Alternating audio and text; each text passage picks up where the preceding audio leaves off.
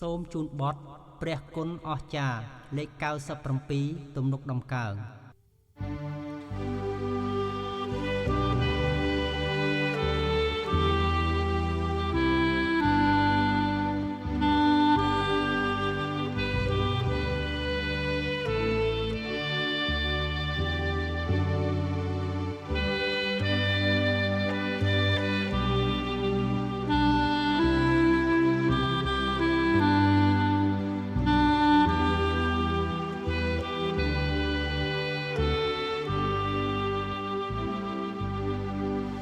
ព្រះគុណ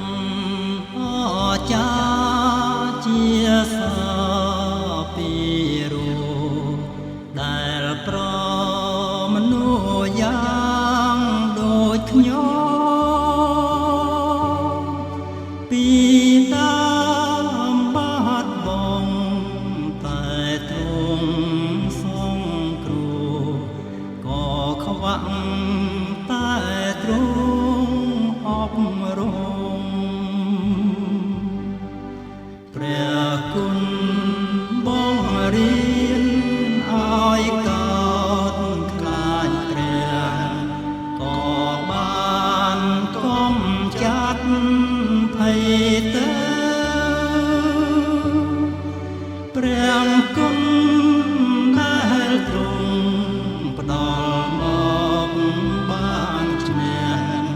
ឲ្យចិត្តខ្ញុំចូលសុខនៅព្រះគុណនាំខ្ញុំឲ្យរួចអន់ទាំងនឹងកា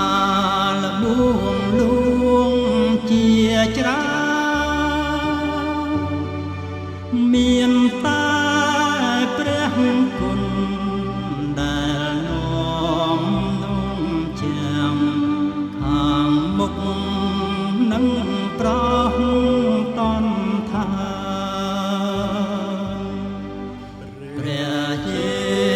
ស៊ូវបានសន្យានឹងជួយខ្ញុំពឹងបន្ទូលដល់ពិតទ្រង់ការពារខ្ញុំក៏គង់ជាមួយដល់រាប់ដល់អស់